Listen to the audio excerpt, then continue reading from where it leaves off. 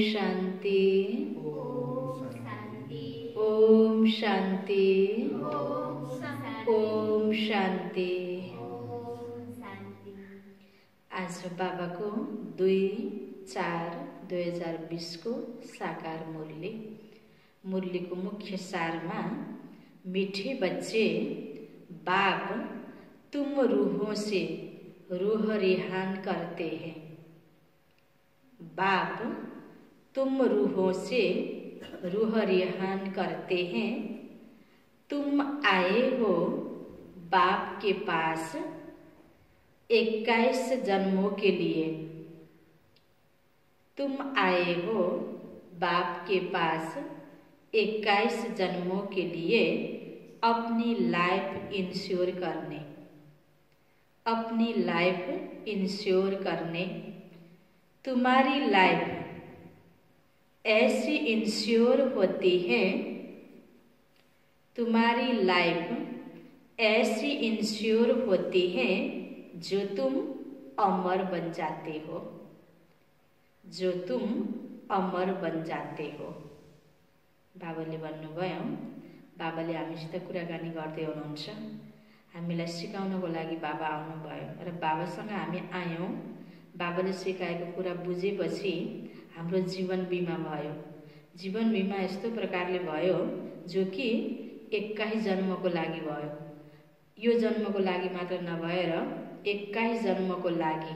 त बाबा भन्नुहुन्छ तिमी अमर बन्छौ, यो तिमीले बिमा गरे बापतको प्राप्ति हो। प्रश्नमा मनुष्य भी अपनी लाइफ इंश्योर कराते, मनुष्य भी अपनी लाइफ इंश्योर कराते और तुम बच्चे भी, दोनों में अंतर क्या है? आज दुनियाँमा पनि जीवन बिमा कम्पनीहरू छन्, मनुष्यले आफ्नो जीवनको बिमा गर्छन् र यहाँ पनि हामी बच्चाहरूले पनि बाबासँग आफ्नो जीवनलाई बिमा गर्दैछौँ, इन्स्योर गर्दैछौँ। दुईटामा अन्तर के छ त? उत्तरमा बाबा भन्नुहुन्छ मनुष्य अपनी लाइफ इंश्योर कराते कि मर जाए तो परिवार वालों को पैसा मिले, परिवार वालों को पैसा मिले। तुम बच्चे इंश्योर करते हो 21 जन्म हम मरे ही नहीं। तुम बच्चे इंश्योर करते हो कि 21 जन्म हम मरे ही नहीं, अमर बन जाए। सतीक में कोई इंश्योर कंपनियां होती नहीं, सतीक में कोई इंश्योर कंपनियां होती नहीं। अभी तुम अपनी लाइफ इंश्योर कर देते हो, अभी तुम अपनी लाइफ इंश्योर कर देते हो, फिर कभी मरेंगे नहीं, यह खुशी रहनी चाहिए। फिर कभी मरेंगे नहीं, यह खुशी रहनी चाहिए। गीत छ यह कौन आज आया सवेरे, ओम शांति। रूहानी बाप बैठ रूहानी बच्चों से रूह रिहान करते हैं। तुम बच्चे जानते हो बाप हमको अभी 21 जन्म तो क्या 40-50 जन्मों के लिए इंश्योर कर रहे हैं। वो लोग इंश्योर करते हैं कि मर जाए तो उनके परिवार को पैसा मिले। तुम इंश्योर करते हो 21 जन्मों के लिए, मरे ही नहीं, अमर बनाते हैं ना। तुम अमर थे, मूल वतन भी अमर लोग हैं, वहाँ मरने जीने की बात ही नहीं रहती। मर्नु जिउनु भनेको शरीर लिनु र छोड्नु हो।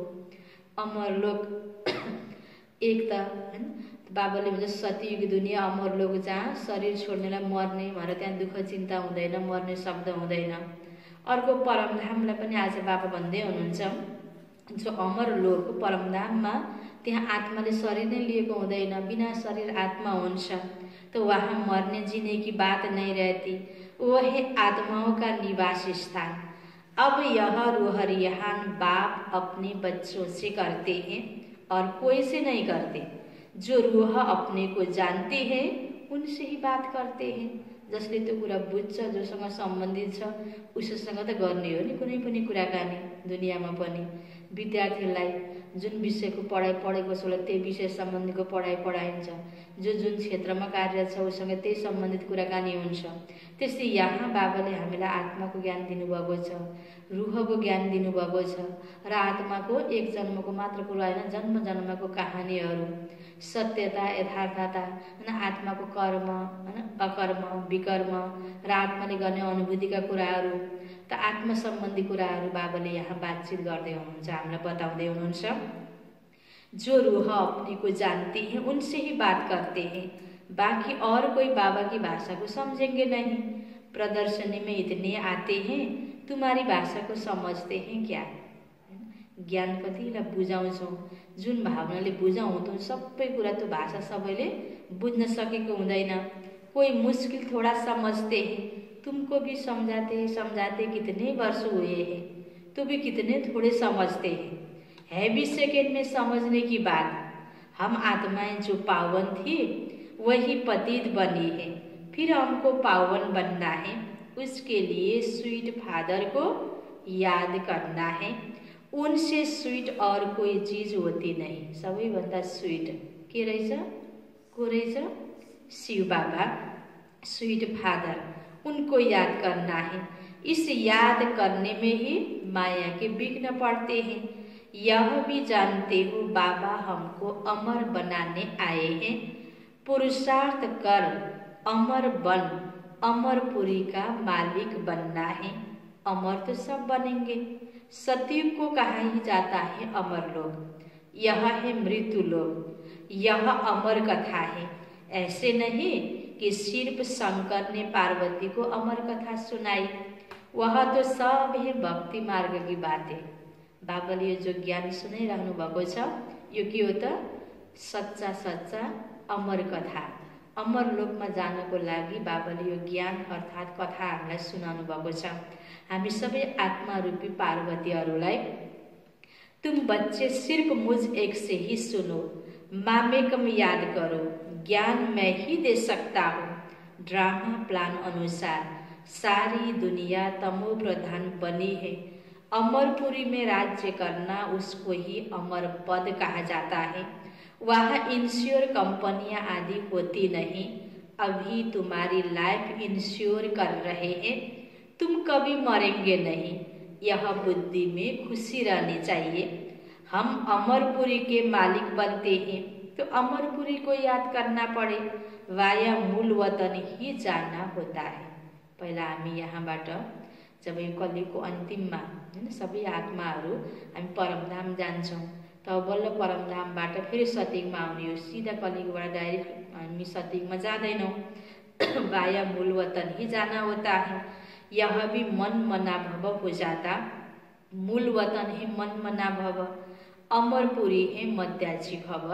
हर एक बात में दो अक्षर ही आते हैं, मूल वतन र स्थूल वतन। त बाबा भन्नुहुन्छ मूल वतनमा जानु, परमधाममा जानु। अहिले जो पुरुषार्थ गरिरहेका छौँ यो चाहिँ बाबालाई याद गरेर हामी पावन बनेर मूल वतनमा जाँदैछौँ, परमधाममा जाँदैछौँ। यो पनि मन मना भव भयो। अर्को सतयुगमा जानको लागि बाबाले दिएको कुराहरूलाई याद गरेर चिन्तन गरेर त्यो वर्ष पाउनुको पनि योग्य बन्दैछौँ। त्यो भयो मध्याजी भव। हरेक बात में दो अक्षर आते हैं, तुमको कितने प्रकार से अर्थ समझाते हैं, तो बुद्धि में बैठे सबसे जास्ती मेहनत है ही इसमें। एउटा कुरा बुझाउनलाई कति तरिकाले अलग अलग शब्दमा बाबाले बुझाउनु भएको छ। इसमें है मेहनत, अपने को आत्मा निश्चय करना है। हम आत्मा ने यह जन्म लिया है। 84 जन्म में भिन्न भिन्न नाम रूप देश काल फिरते आए हैं। सतयुग में इतने जन्म, त्रेता में इतने, यह भी बहुत बच्चे भूल जाते हैं। मुख्य बात है अपने को आत्मा समझ स्वीट बाप को याद करना। उठते बैठते यह बुद्धि में रहने से खुशी रहेगी। फिर से बाबा आया हुआ है जिसको हम आधा कल्प याद करते थे कि आओ आकर पावन बनाओ। पावन रहते हैं मूल वतन में, अमरपुरी सतयुग में। भक्ति में मनुष्य पुरुषार्थ करते हैं, मुक्ति में वा कृष्णपुरी में जाने के लिए। मुक्ति कहो अथवा निर्वाण धाम कहो, वानप्रस्थ अक्षर करेक्ट है। वानप्रस्थी तो शहर में रहते हैं, सन्यासी लोग तो घर बार छोड़कर जंगल में जाते हैं। आजकल के वानप्रस्थियों में कोई दम नहीं है। सन्यासी तो ब्रह्म को भगवान कह देते हैं, ब्रह्म लोक नहीं कहते। अभी तुम बच्चे जानते हो, पुनर्जन्म तो किसी का भी बंद नहीं होता। अपना अपना पाठ सब बजाते हैं। भक्तिमा मुक्ति पाउन पाए हुन्थ्यो, यहाँ जन्म लिन आउनै नपर्यो हुन्थ्यो भनेर कति भक्त आत्माको भावना हुन्छ। तर बाबा के भन्दै हुनुहुन्छ, हरेक आत्माको यहाँ आफ्नो पाठ छ।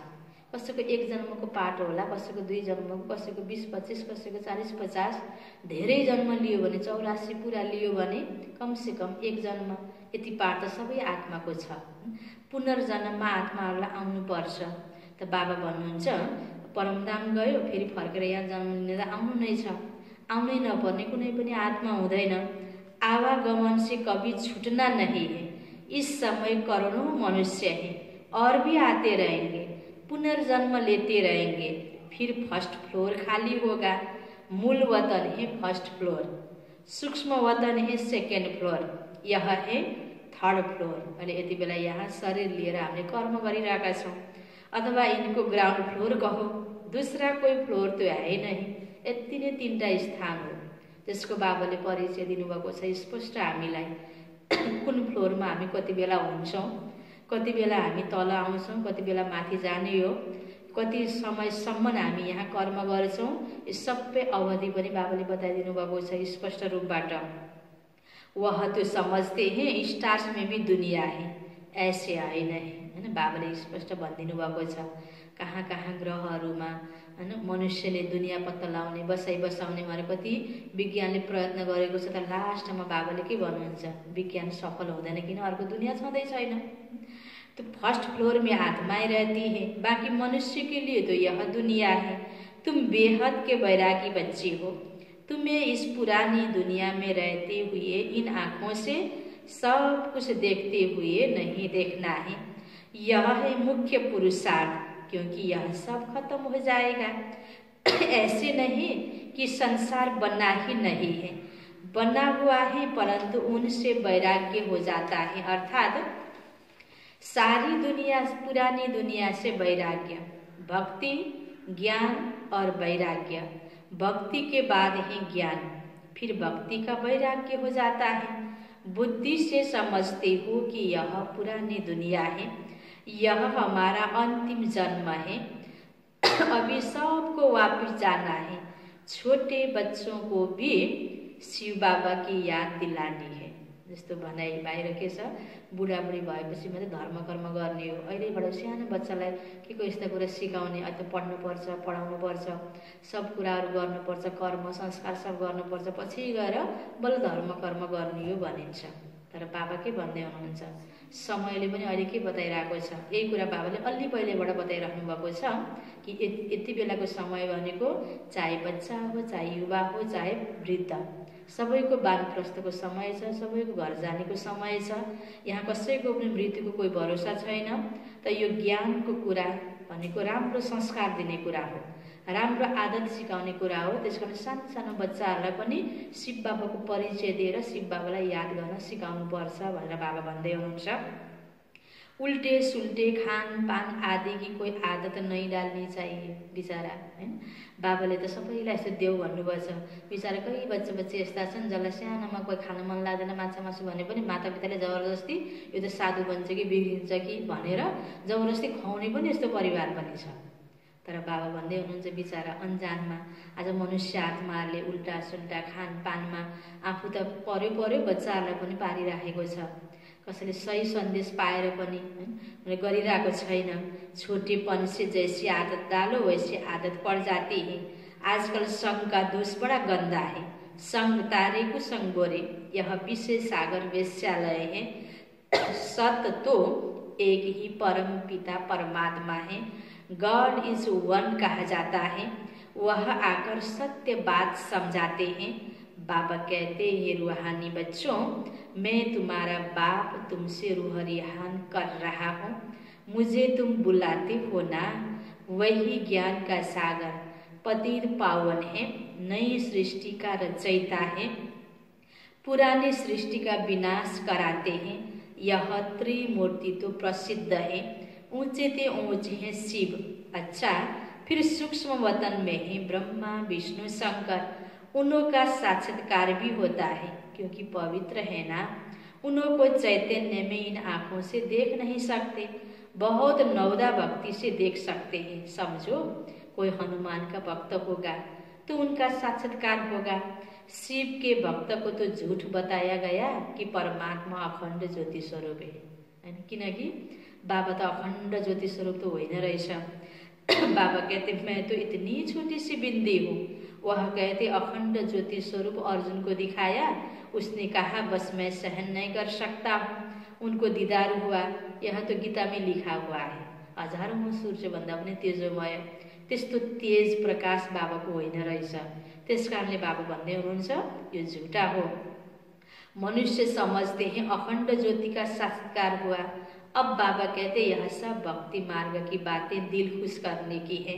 मैं तो कहता ही नहीं हूँ कि मैं अखंड ज्योति स्वरूप हूँ। जैसे बिंदी मिसल तुम्हारी आत्मा है वैसे मैं हूँ। जैसे तुम ड्रामा के बंधन में हो वैसे मैं भी ड्रामा के बंधन में बाधा हुआ हूँ। हामी आउँछौँ, गर्भमा प्रवेश गर्छौँ, फिर जन्म लिन्छौँ। यसरी आफ्नो शरीर लिएका छौँ। बाबा आउनुहुन्छ, यति फरक छ कि गर्भमा प्रवेश गर्नुहुन्न, बाँकी त बाबाले पनि आएर ब्रह्माको तनमा प्रवेश गरेर ज्ञान दिनुहुन्छ। एकछिन बाबाको पनि यहाँ पाठ भयो। तो बाबा भन्नुहुन्छ मैं भी ड्रामा के बंधन में बाधा हुआ हूँ।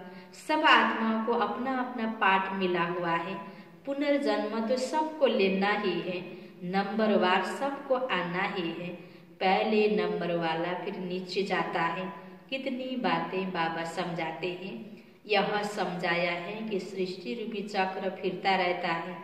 जैसे दिन के बाद रात आती है, वैसे कलयुग के बाद सतयुग, फिर त्रेता, फिर द्वापर, फिर कलयुग, फिर संगम युग आता है। संगम युग पर ही बाप चेन्ज करते हैं। के परिवर्तन गर्नुहुन्छ बाबाले?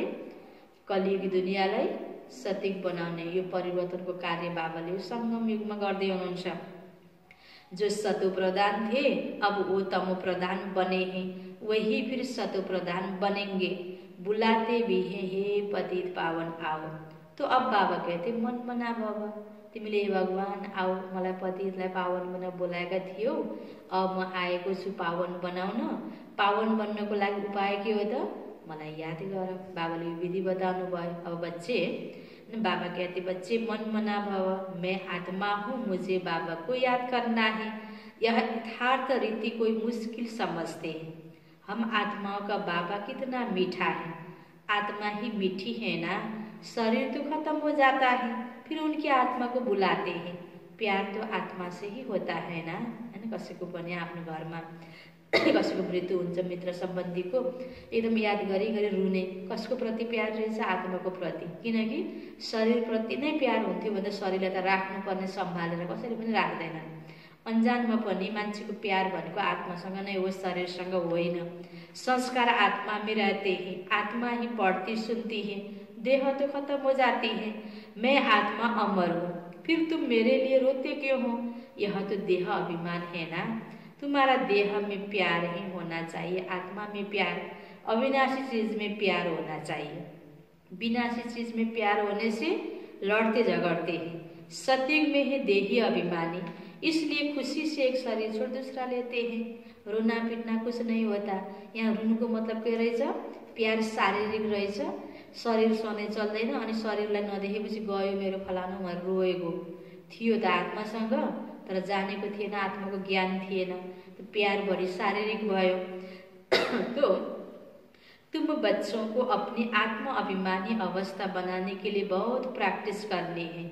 मैं आत्मा हूँ, मैं अपने आत्मा को, अपने भाई आत्मा को बाबा का संदेश सुनाता हूँ। हमारा भाई इन ऑर्गन्स द्वारा सुनता है।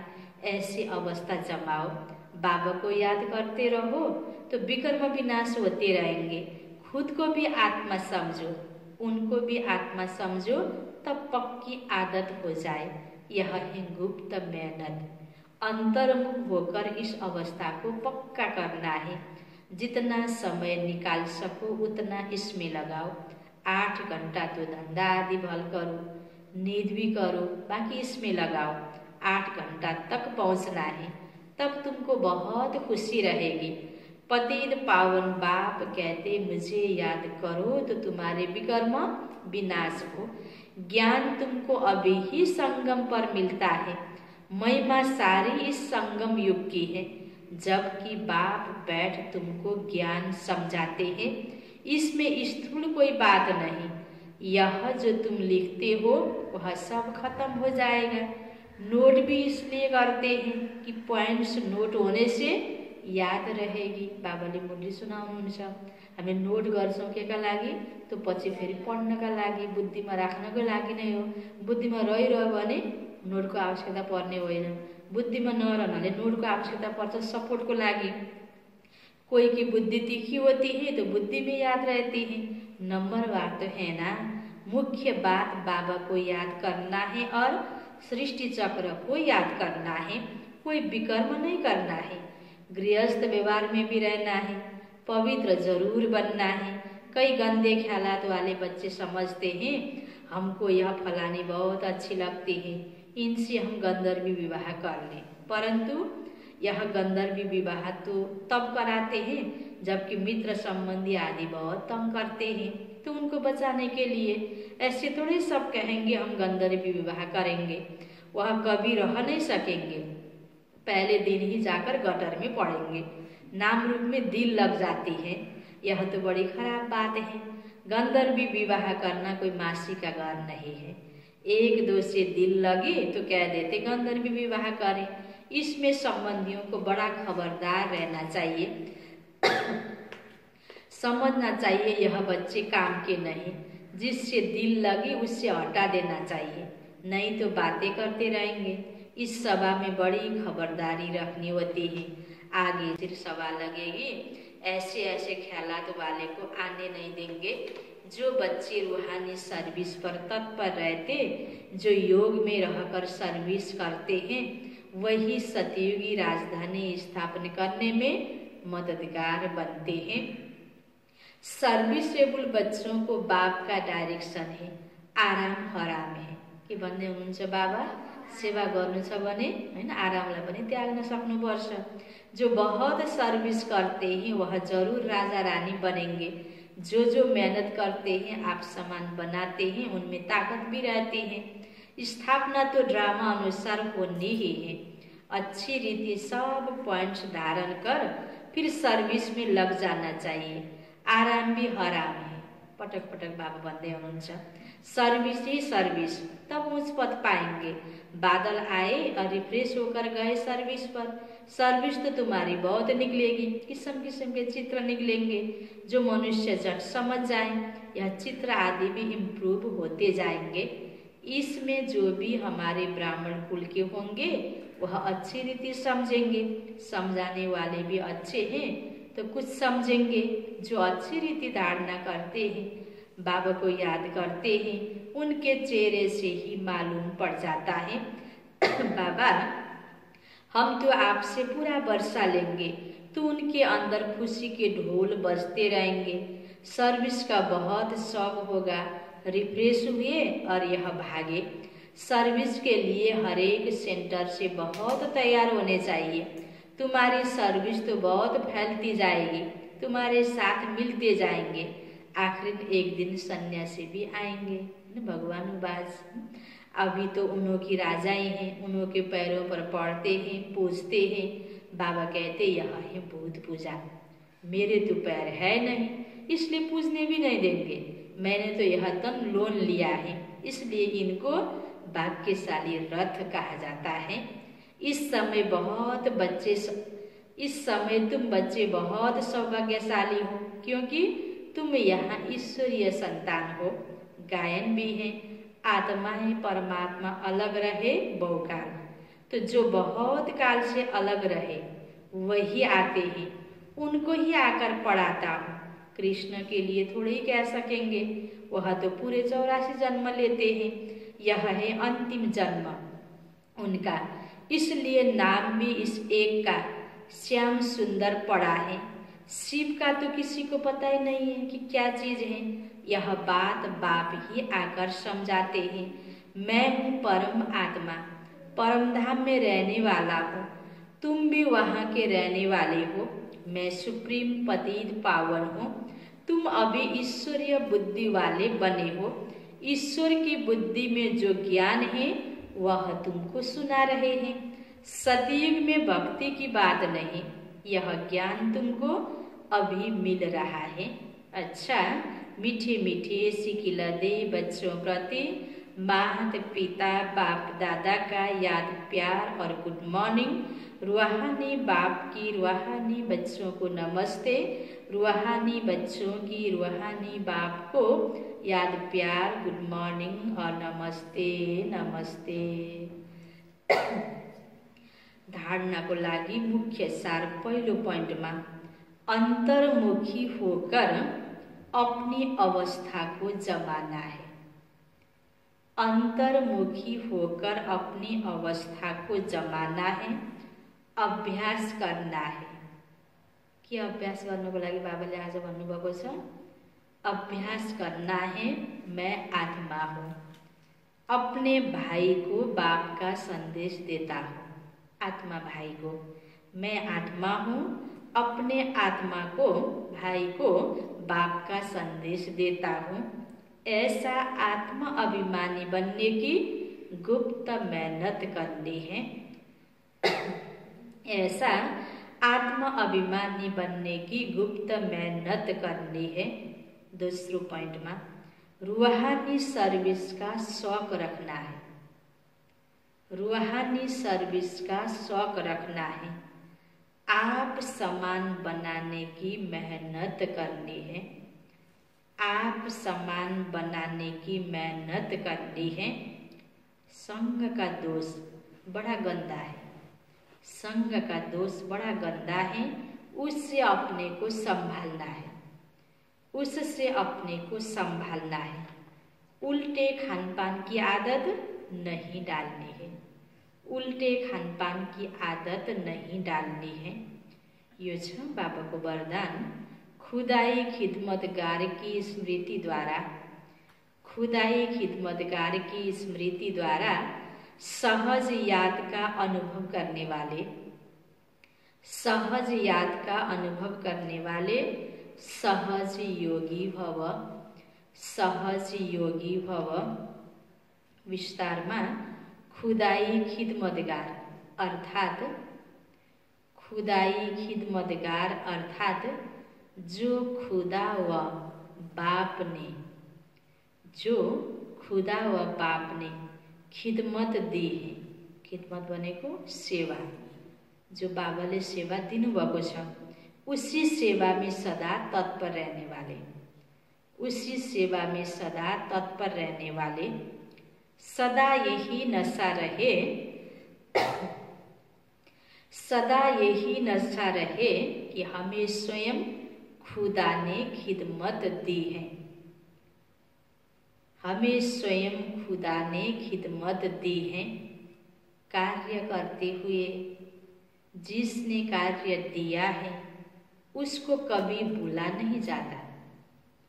कार्य करते हुए जिसने कार्य दिया है उसको कभी भूला नहीं जाता। तो कर्मणा सेवा में भी, कर्मणा सेवा में भी यह स्मृति रहे कि बाप के डायरेक्शन अनुसार कर रहे हैं। बाप के डायरेक्शन अनुसार कर रहे हैं तो सहज याद का अनुभव करते सहज योगी बन जाएंगे। सहज याद का अनुभव करते सहज योगी बन जाएंगे।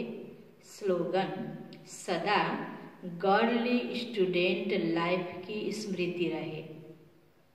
सदा गॉडली स्टूडेंट लाइफ की स्मृति रहे तो माया समीप नहीं आ सकती। माया समीप नहीं आ सकती। सदा गॉडली स्टूडेंट लाइफ की स्मृति रहे तो माया समीप आ नहीं सकती। मुरलीको सारमा बाबाले भन्नुभएको थियो, बच्चे बाप तुम रूहों से रूह रिहान करते हैं। तुम आए हो बाप के पास 21 जन्मों के लिए अपनी लाइफ इंश्योर करने। तुम्हारी लाइफ ऐसी इंश्योर होती है जो तुम अमर बन जाते हो। प्रश्न उत्तर में थियो, मनुष्य भी अपनी लाइफ इंश्योर कराते और तुम बच्चे भी, दोनों में अंतर क्या है? मनुष्य अपनी लाइफ इंश्योर कराते कि मर जाएं तो परिवार वालों को पैसा मिले। तुम बच्चे इंश्योर करते हो कि 21 जन्म हम मरे ही नहीं, अमर बन जाएं। सटीक में कोई इंश्योर कंपनियां होती नहीं। अभी तुम अपनी लाइफ इंश्योर कर देते हो, फिर कभी मरेंगे नहीं, यह खुशी रहनी चाहिए। अच्छा, ओम शांति।